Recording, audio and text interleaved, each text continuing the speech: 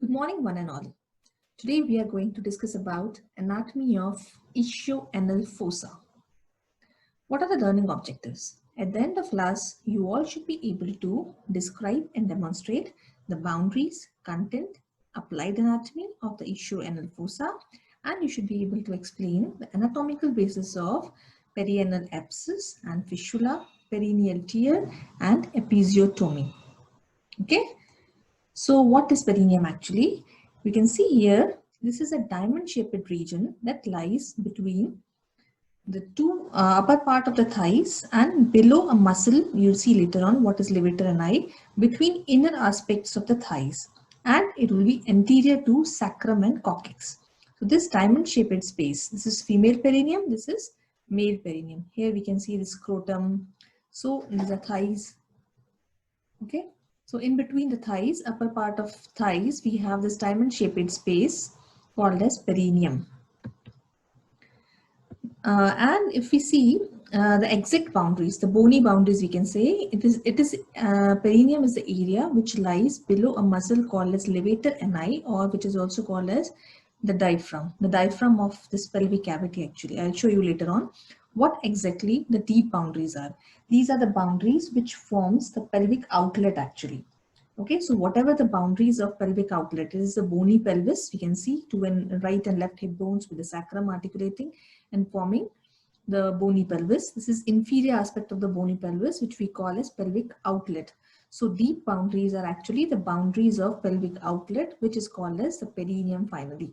So here, what is anteriorly? In front, we have this pubic symphysis, and there is a ligament connecting the two inferior aspect or lower aspect of the pubic symphysis that is called as arcuate pubic ligament. Anterolaterally, this one, conjoint ischiopubic rami, and this is ischial tuberosity. Okay, so anterior or in front, and anterolateral, then posterolateral. This light blue structure, it is actually ligament, sacrotuberous ligament, and this will be covered by gluteus maximus muscle, and behind we have tip of the coccyx. So this is your diamond shaped space. The deep boundaries are actually the pelvic outlet boundaries. This is called as the perineum. This is the view from above of the pelvic cavity. If you take out all the organs and you see from the above, here we have different openings. This is pelvic cavity of female. Okay, pelvic cavity of female, and this is the pelvic diaphragm, which is formed by levator ani muscle. These are different parts of levator ani muscle: pubococcygeus, iliococcygeus, ischio-coccygeus. These are parts of pelvic diaphragm. This is called as levator ani. It's a superior view of the pelvic diaphragm. Through this pelvic diaphragm, we have some structures which are going from the pelvic cavity outside, or you can say below the pelvic diaphragm. They're opening into the perineum. So what are these openings here? We can see one opening, this one, urethra. Second opening in between urethra and rectum, this is vagina. And third is rectum. So this is rectum, it's going down, it will be opening as anal canal. This is vagina, it will be opening out, and this is urethra. So the sequence is urethra, vagina, and rectal or anal opening will be there in the perineum in females. Okay. So now this is the pelvic diaphragm from below. Again, from below you can see the urethral opening, and we can see this vaginal opening and rectal opening. This is your coccyx. So this is from inferior view. So this view is important here because whenever we are discussing perineum, we are seeing the perineum from below, from this view. Okay, so by the side of anal canal or rectum, or by the side of vagina. So this will be your perineum. Okay, so perineum lies below the pelvic diaphragm. This is pelvic diaphragm inferior view. Here is your perineum. Okay, so this is from below. In male from below, what you are able to see now, there's no vagina. Here there is, you can see this is bulbospongiosus muscle, which is forming the part of penis, and this is your pouches here, and this is anal canal opening, rectum anal canal opening, and this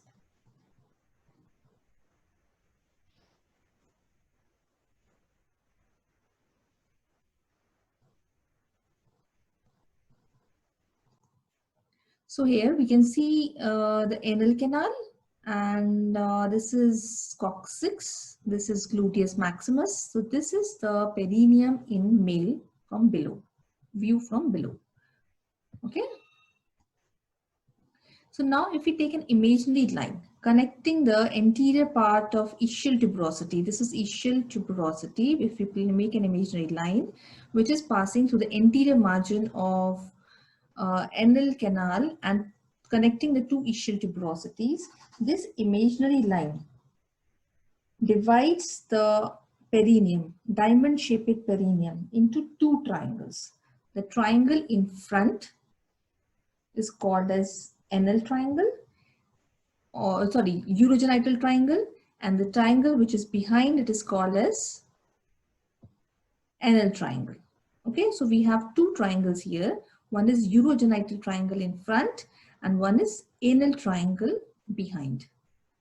Okay, so this is how we divide the perineum into two parts. A diamond shaped perineum is divided into two triangles, urogenital in front and anal canal or anal triangle behind. Okay, now center of this perineum is occupied by a muscular body called as perineal body, where number of muscles are coming and inserting, and this is very important support of the perineal structures or the organs which are opening into the perineum. This is called as perineal body, which is also in females some considered as gynecological perineum. The support, actually, if anything happens, if any injury happens to this perineal body in females, it can lead to prolapse of the structures. Okay. Coming to anal triangle boundaries. Because we are going to discuss about the ischioanal fossa, which is a part of anal triangle. So we'll be discussing in this class about anal triangle and ischioanal fossa, whereas the other part, urogenital triangle, will be a separate class. So in front, an imaginary line connecting the two ischial tuberosities, behind tip of the coccyx, this one, and on each side we have ischial tuberosity and sacrotuberous ligament, ischial tuberosity and sacrotuberous ligament, this one, sacrotuberous ligament and ischial tuberosities. They forms the lateral boundaries. Posteriorly we have coccyx, anteriorly we have imaginary line. So this triangular area is called as anal triangle. Okay, so this I already mentioned, anal triangle. And here we have on each side the posterolateral boundaries that are overlapped by this muscle called as gluteus maximus muscle. Now what are the contents? Here the important content is anal canal, which we can see, anal canal covered by its muscle called as external anal sphincter, and on each side this area which is here, it is empty because they are showing this muscle which is called as levator ani. Below the levator ani we have the space called as ischioanal fossa. Earlier it was usually called as ischiorectal fossa, but nowadays because it is related directly to anal canal, so this is called as ischioanal fossa, here and here. Now, what are the other structures here before reaching up to the anal canal or before reaching up to the ischioanal fossa? We'll first go through the superficial to deep structures. So in the skin, after skin, we have superficial fascia or superficial subcutaneous tissue or tela subcutaneous of this region. Anal triangle region is actually thin and is continuous with the subcutaneous or superficial fascia of the nearby areas like thigh, buttocks, back, you can say back or thigh or perineum. Okay, the superficial fascia. After skin, we have superficial fascia here also, which contains good amount of fatty tissue. Okay, and then we have deep fascia. This deep fascia will be like a bit tougher, and you can see it's whitish in color, and it is named differently in different area. So here it is called as inferior fascia of pelvic diaphragm. This pelvic diaphragm is covered by this fascia. So it lines the inferior surface of levator ani and is continuous at its lateral margin with the fascia over the obturator internus below the attachment of levator ani. So this, the fascia covering the obturator internus and levator fascia, this is all deep fascia. Here it is called as inferior fascia of pelvic diaphragm. Pelvic diaphragm is levator ani only. Okay. So we have superficial fascia, we have deep fascia. Now coming to the main topic of today's class, which is called as ischioanal fossa. Ischioanal fossa is a large fascia-lined wedge-shaped space, or also called as horseshoe-shaped space on each side of the anal canal, filled with adipose tissue, loose adipose tissue, and some blood vessels and nerves also. This wedge-shaped space is called as ischioanal fossa or ischiorectal fossa. Shape is wedge. So where is the apex here? We can see the apex is above. This is apex. Base directed below. This is base. This is apex actually. This one is apex. This is base. And we have lateral wall. This is the lateral wall where we have this canal. You can see this is lateral wall. Here we have the bone as well as the muscle, and then splitting of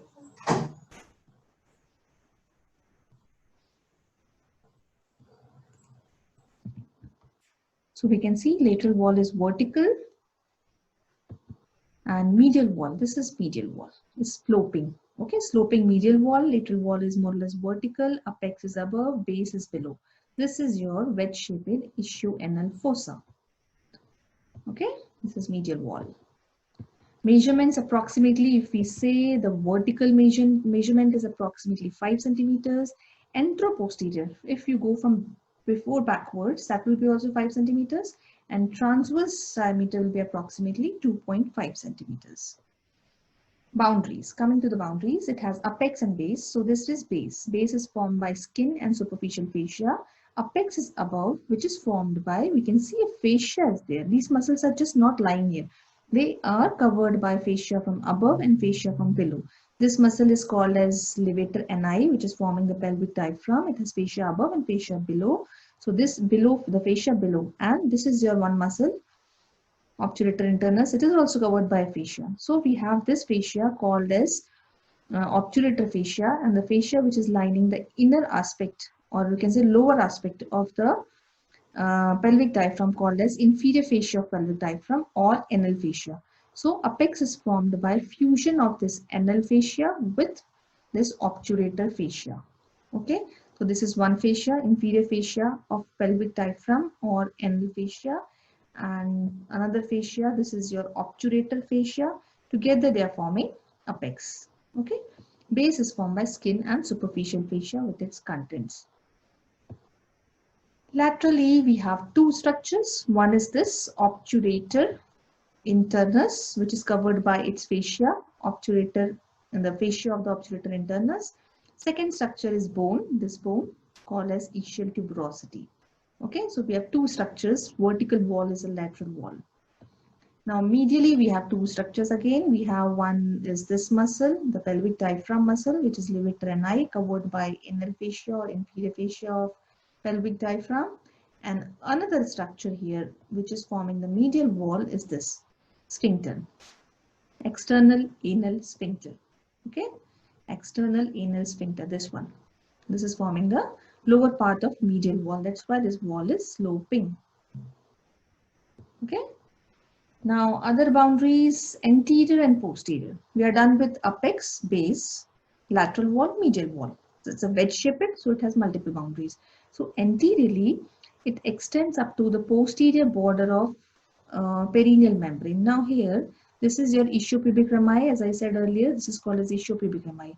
A deep fascia which stretches in between the two, extending from ischiopubic rami of one side to the other, a triangular membrane. This is called as perineal membrane, which we'll discuss in the next class. The posterior free border of perineal membrane forms the anterior limit of ischioanal fossa.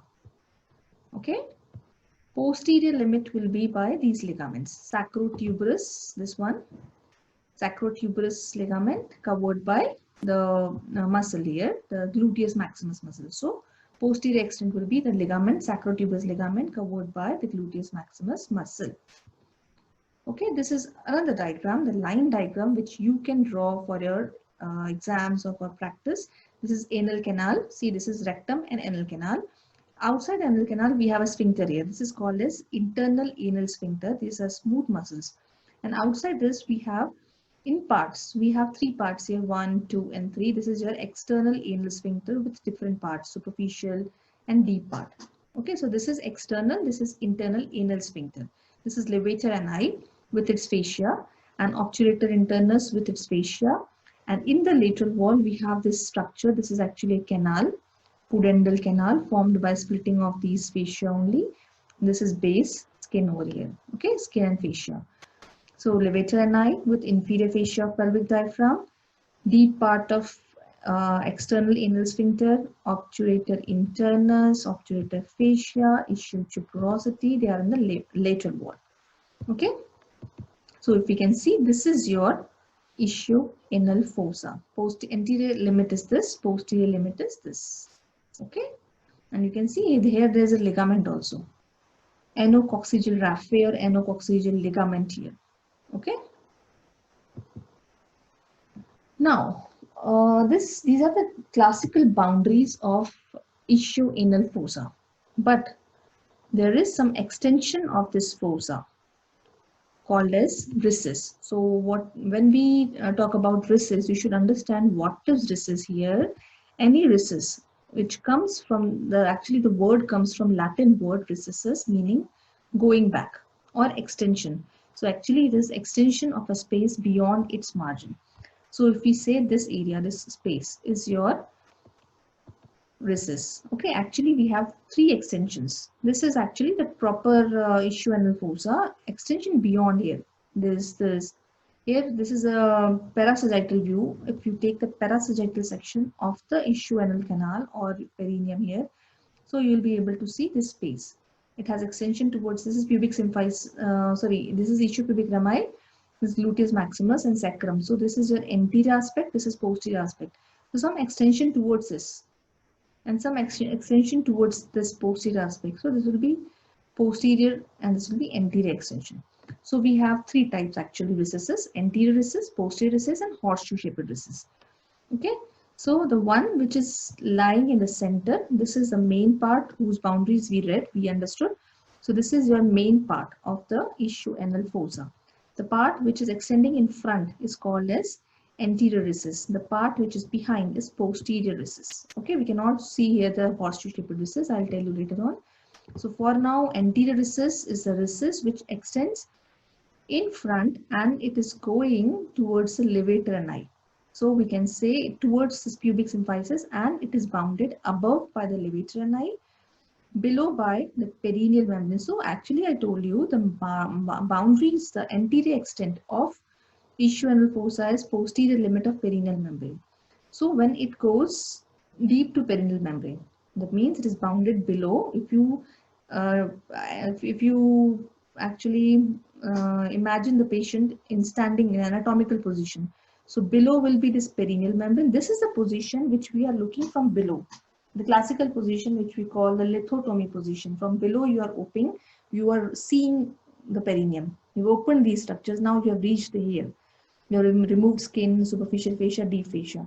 So after that, the extension in front, which is bounded above by levator ani, below by perineal membrane and the muscles of the diaphragm here, which is called as transverse perineal muscles, and anteriorly it extends up to pubic symphysis or posterior surface of the body of the pubis.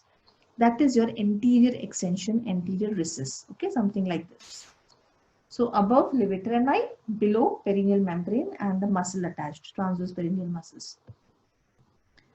Another recess is posterior recess. Posterior recess is a recess which is present again on each side. This is anterior, which will go below here, and here it is going deep to or in between the sacrotuberous and sacrospinous ligaments. So deep to the sacrospinous ligament, that will be your posterior recess. Some little extension. Okay. Another recess is horseshoe shaped recess. We can see here. This is your ligament I told you, ischiopubic. We call it the raphe, anococcygeal raphe or ligament. Here the two fossa we can see here, these two are continuous with each other. So this extension or this connection is called as horseshoe recess. This is a reason that infections, tumors and fluid collections will from one side will definitely to some extent will go to other side also. And also because of the location, because of the arrangement of this fossa, any infections or collections will not only be enlarged relatively freely in the side of the anal canal, but may also spread with little resistance to the contralateral side and deep to the perineal membrane because of the presence of these recesses. Especially horseshoe recess. From one side, it can go to the other side. Okay. So as I mentioned, it can go anteriorly. So this is the anterior recesses. This is your ischioanal canal. Okay, it is going in front, that is anteriorly, and from one side to the other side we can see this dye. Okay, so that's why it can be unilateral, becomes it can go to other side, contralateral side. Okay, facial disposition. What are the different fascia? Few already I mentioned you. So one is the lunate fascia. They say a fascia which is arranged in an arced manner and it lines the deepest part of the fossa. This is the deepest part of the fossa lined by the fascia. This is called as lunate, arc-like lunate fascia. Laterally, it covers this obturator fascia. We can see here, this is obturator fascia. This is obturator internus muscle covered by this fascia. So laterally, it covers the obturator fascia and forms the medial wall of the pudendal canal. This is the pudendal canal. Here, they say one of the theories there that this lunate fascia splits and it forms medial wall of the pudendal canal and blends with the periosteum of the ischial tuberosity. Medially, it covers the anal fascia and blends with the later at the level of Hilton's line of the anal canal. So this is actually the Hilton's line here. So here it is covering the anal fascia and here it is covering obturator fascia and enclosing or forming part of pudendal canal laterally. This is your lunate fascia. And the summit of lunate fascia, this actually is called as tegmentum. This is called as, this arc-like is called as tegmentum. Okay, so we have lunate fascia, another fascia which is here, this is called as perianal. So it is extending from the lowest margin of the sphincters up to the pudendal canal laterally. This is called as perianal fascia, dividing the whole space into space above called as ischiorectal space filled with fat where we have large septas, and below the space between this fascia, perianal fascia, and the skin is called as perianal space filled with fat and small septa, small loculi. Okay, so this is perianal fascia. This is lunate fascia, and another is obturator fascia covering the obturator internus muscle. Okay, so because of this lunate fascia, now the space is again divided into two parts. The part above this lunate fascia, this area, small area, is called as suprategmental space. The space between the lunate fascia and perianal fascia is called as ischiorectal space, as I already mentioned. And between the space between the perianal fascia and perianal skin is called as, this one is perianal space. Okay, and summit of lunate fascia is called as tegmentum. That's why the space here is called as suprategmental space.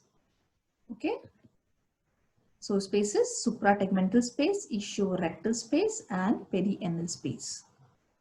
This is another diagram which you can draw. Here you can show the sphincters, anal canal. This is external sphincter. This is the space. The major space is called as infrategmental space or the ischiorectal space proper.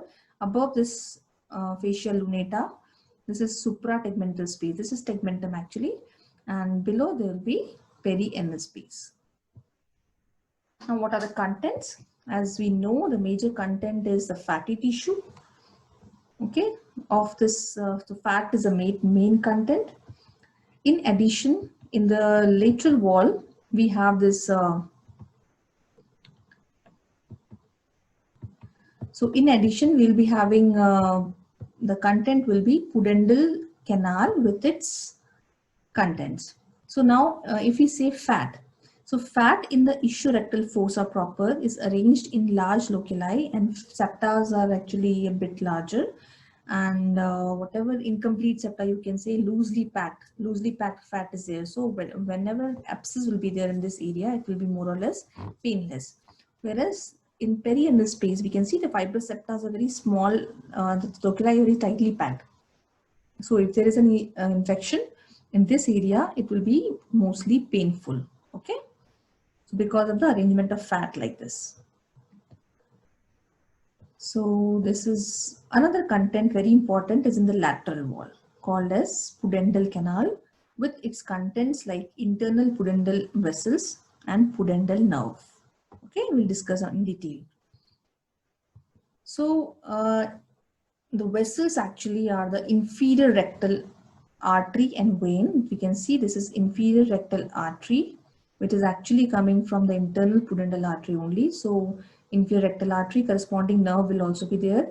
In addition, there will be posterior scrotal or in females posterior labial nerves and vessels and perineal branch of fourth sacral nerve. These are the contents of ischioanal fossa. Okay. So now we can see this is the diagram of nerves. So here we have inferior rectal nerve. This transversely running. The inferior rectal nerve is again a branch from pudendal nerve only. This is pudendal nerve.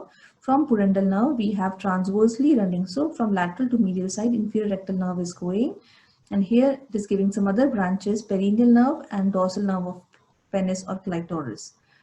And behind these nerves are actually posterior perineal branch of fourth sacral nerve and posterior scrotal nerves or labial nerves and vessels. Okay, so this is a diagram to show the nerves actually. Previous was showing artery. Okay. So inferior rectal nerve and posterior scrotal or labial nerves and vessels, they come from pudendal nerve only. Okay. Now pudendal canal. Pudendal canal, also called as Alcock's canal, it's a facial canal located or situated in the lateral wall of the ischioanal fossa, approximately 2.5 centimeter above the ischial tuberosity. Okay, we can see this one. This purple, this area is actually the this is actually your ischial tuberosity, inner aspect of ischium. This is obturator foramina. This is greater sciatic notch, ischial spine, lesser sciatic notch. So the extent of this pudendal canal is from lesser sciatic notch to this part, to the posterior limit of deep perineal pouch. Tomorrow you will see what is deep perineal pouch. Deep perineal pouch is located somewhere here. So because I said the anterior extent of ischioanal fossa was the posterior margin of perineal membrane. So posterior margin of perineal membrane actually it limits the urogenital triangle from the anal triangle. That's why we say deep perineal pouch, because posterior boundary of deep perineal pouch will be by the posterior free border of perineal membrane. So this here, this is your pudendal canal location. Okay, there are some theories actually. This pudendal canal is formed by either it is, some says it is formed by splitting of obturator fascia. It is in the lateral wall we can see here. So it may be because of splitting of the obturator fascia, or some says it is separation of lunate fascia from the obturator fascia, or some says it is splitting of perianal fascia, this one. So anything, but usually it is, they say it is actually the splitting of obturator fascia with a common concept. So this is a diagram you have already seen. This is in the lateral wall. Now here you can see this is on the inner aspect of ischial. This is your sacrum. On the posterior aspect, this is pubic symphysis. So inner aspect of the ischium. This is a location exactly, medial surface here. Okay, medial surface where we can see the location of this pudendal canal. Contains again pudendal nerve and internal pudendal vessels. Now what is pudendal nerve? Pudendal nerve is actually the nerve which is formed by the ventral rami or ventral branches from sacral, second, third and fourth sacral spinal nerves. S2, S3, S4, they are ventral rami. They join to form a nerve which passes from the greater sciatic notch, from the dorsal aspect, related to the dorsal aspect of the spine, ischial spine, and sacrospinous ligament. From the dorsal side, it comes towards the ventral side. Hooking, you can say, the dorsal aspect of ischial spine, and then it enters from the lesser sciatic notch, or it enters through the lesser sciatic foramina into the inner aspect or medial surface of ischium. Okay, this is the location up to, it will go up to the exit part where it is going up to is the posterior limit of perineal membrane or deep perineal pouch. Now in this canal, which is formed by splitting of the fascias, here it gives some branches. So in the posterior part of the canal, it gives inferior rectal nerve, okay, which will pass towards the anal canal transversely from this wall, lateral wall to medial wall. Then in the anterior part, it gives another nerve called as perineal branch of pudendal nerve, and it continues as another nerve. You can see here in this diagram, not very clear, this one. This is called as dorsal nerve of penis or clitoris. In this, it is very clear. So this is S2, S3, S4. Here it is going in the posterior part, it gives inferior rectal nerve.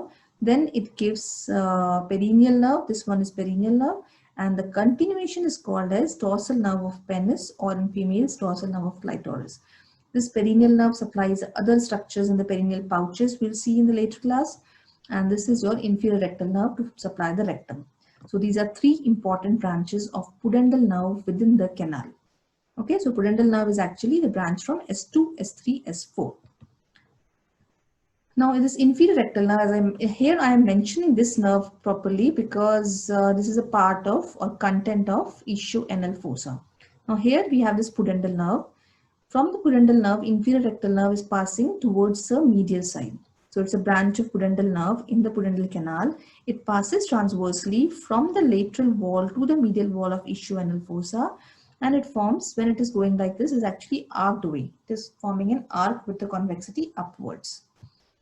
Okay, inferior rectal nerves and vessels. So this is a landmark actually. When you are doing the dissection of this region, you don't have to go vertically. You always have to trace transversely so that you should not cut the vessels. Okay.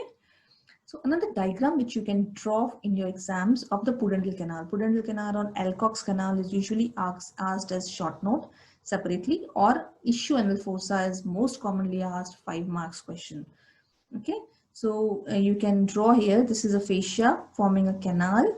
Now the nerve, the contents are the pudendal nerve and internal pudendal vessels. So pudendal nerve, in the posterior part, it is giving inferior rectal nerve. In the anterior part, it is giving, or in the middle part, it is giving perineal nerve, and continuing as dorsal nerve of penis or dorsal nerve of clitoris in females. This perineal nerve then will give muscular branches to muscles of the urogenital diaphragm or region, and it gives another branch to supply the scrotum called as posterior scrotal nerve in males and posterior labial nerve in females. So corresponding names of the nerves will be there in males and females. Now pudendal nerve block, the applied aspects related to the canal or the pudendal nerve. It is a block means to give an anesthesia. In some surgical procedures, you have to give some anesthetic agents or drugs so that you can reduce, or you can, for some time, you can stop the sensations of that area so that surgery can be performed without any pain. So pudendal nerve block, as the name suggests, it is used in providing analgesia. Analgesia means loss of pain sensation, loss of any sensation, for the second stage of labor. Second stage of labor means during childbirth, we have different stages. So in second stage of labor, to reduce the pain actually, and to go for another procedure which is called as episiotomy, we have to give a nerve block here. Okay, so that patient should not feel any pain at the time of procedure. To provide anesthesia of the perineum in order to create or repair an episiotomy. Create means when you are giving the episiotomy incision, we are cutting the skin and muscles and fascia, so it should not cause pain. Okay, so there are two methods of this pudendal nerve block. One is episiotomy, which is a process. For that episiotomy, you have to give analgesia. So we have two methods: transvaginal and transvaginal and perineal. So what is transvaginal? See here, this is a vaginal opening. You are feeling through the vagina. You are inserting your two fingers, and then you are feeling the ligament here, sacrotuberous ligament, and then through the vagina you are giving the injection, because this nerve, it passes or hooks this pudendal nerve that hooks the sacrotuberous ligament here. So we are the needle is passed through the vaginal mucous membrane towards the ischial spine. After the needle is passed through the sacrotuberous ligament, the anesthetic solution is injected around the pudendal nerve. Okay.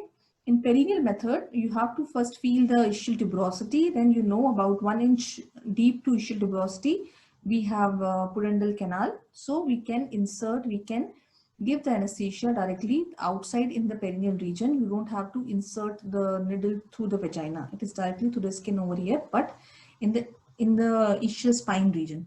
The ischial tuberosity is palpated subcutaneously through the buttocks, and the needle is then inserted on the medial side of the ischial tuberosity, approximately 1 inch from the free surface of tuberosity. The anesthetic is then injected around the pudendal nerve. Okay, so transvaginal method and perineal method. Sorry. Another, the process episiotomy, it is also called as perineotomy, is a surgical planned incision on the perineum and the posterior vaginal wall during second stage of labor. So this is vaginal opening where the baby is coming, just the head is visible. In the second stage of labor means when head of the baby is visible, you have to give incision.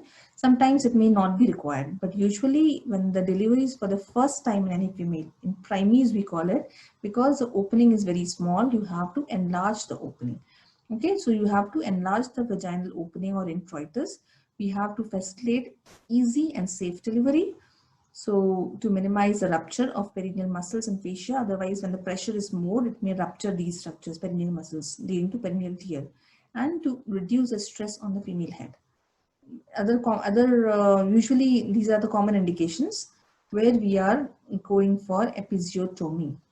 Different types are there, like this fifth one is lateral, median. This first one is median, third one is like J-shaped, mediolateral. So usually mediolateral is given, mediolateral, posterolateral, or lateral, median, J-shaped, T-shaped. These are different types of episiotomy incisions. Depends upon the surgeons what commonly they are, in which they have seen the success more commonly.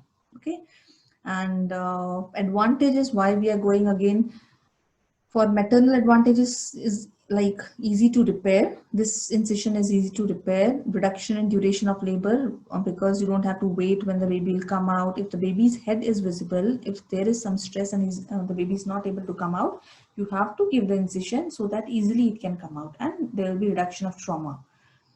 It minimizes intracranial injuries, especially in premature babies. So this is commonly indicated. Now, perineal tear, due to bad deliveries or due to when the patient is coming very late to the doctor, there can be laceration of the skin and other soft tissue structures related in these females, and they separate the structures which are actually separating the vagina from the anus, the space in between the vagina and the anus, especially the perineal body. So tear can happen mainly in women as a result of vaginal delivery, which strains the perineum. And most common cause of or form of obstetric injury usually is this, especially when patient is coming in a very late stage to the doctor, perineal tear. Now this tear can be of different degrees. When only skin is involved, when it is superficial and is first degree. When the muscles just beneath it are involved, few muscles, perineal muscles, so second degree. When in addition to muscles, anal sphincter is also involved, then it is third degree. When rectum is also torn, rectum is torn, then fourth degree. The severe grade is fourth degree. So accordingly, if they examine, the doctors, they have to examine to see the degree, and then accordingly the treatment is to be done. What repair is to be done, because ultimately they have to close these tears. Okay. Internal pudendal artery. So pudendal nerve is, this is internal, this is external, this is common iliac, not abdominal aorta, sorry. This is the abdominal aorta above, and this is common iliac dividing into internal and external iliac. So internal iliac here gives two divisions, anterior and posterior division. From the posterior division, we have this artery C. The artery along with the nerve, it is hooking round the ischial spine from dorsal to ventral side it is coming. This is called as internal pudendal artery. So internal pudendal artery is a branch from posterior division of internal iliac artery. So this internal iliac artery, you can see the diagram here. This one, internal iliac artery, here we can see in the posterior part of the canal, again like this same as nerve, it gives inferior rectal artery, then it gives perineal branch and continues as artery to penis or artery to clitoris. It gives number of branches here. Perineal gives muscular branches and posterior scrotal or labial branches. So to supply the nearby structures. This is your internal pudendal artery. Now, because ischioanal fossa, it contains loose fatty tissue also, and it's very the area which is around the anal canal. This area is commonly infected area. So infections and abscess infection ultimately leading to abscess formation. So it can be in the fossa proper, ischioanal fossa, or it can be in the perianal space. Then it is called as perianal abscess, or it can be in between the external and internal sphincters called as intramuscular or intersphincteric abscess, or it can be in the supralevator space. That means just related to your levator ani. Okay, so these are the different types of collection of abscess, areas of abscess collection. Now these abscesses may rupture and ultimately leading to a fistulous tract having two openings. One is inside into the anal canal or rectum, and one is outside. So it can be intersphincteric fistula, or it can be you can see this one, transsphincteric, depending upon the relation between of these fistula, the opening, inner opening and the outer opening. That can be intersphincteric, transsphincteric, or it can be suprasphincteric above the sphincter, or it can be just extra sphincteric. These are different types of fistula. They are called as fistula in ano. The fistulous tract is the tract having two openings. One is inside, one is outside. So abscess can flow from one area to the other. The patient is coming with discharge per annum, okay, or around the perianal skin. Okay. So this ischioanal fossa is actually a very important cushion-like support. It provides cushion-like support because it contains lots of fatty tissue around the rectum and anal canal. So this loss of fat in patients like with some debilitating conditions or diseases like diarrhea, severe diarrhea in children's, patient usually comes with prolapse of rectum because fat has decreased all of a sudden and rectum may prolapse. Okay, so rectal prolapse can be there. Another important function, which this is actually the ischioanal fossa forms a very important surgical plane during resections of the anal canal and anorectal junction for malignancies. And also it provides an easy, relatively bloodless plane because only few vessels are present, plane for dissection or surgeries that encompasses all of the muscular structures of the anal canal and leads to the inferior surface of levator ani through which dissection is carried out. So it is more or less easy and relatively bloodless plane for dissection. So this is all about ischioanal fossa. Please go through the topic and I hope you have understood. If any queries are there, you can please drop the message on the comment box. Thank you so much.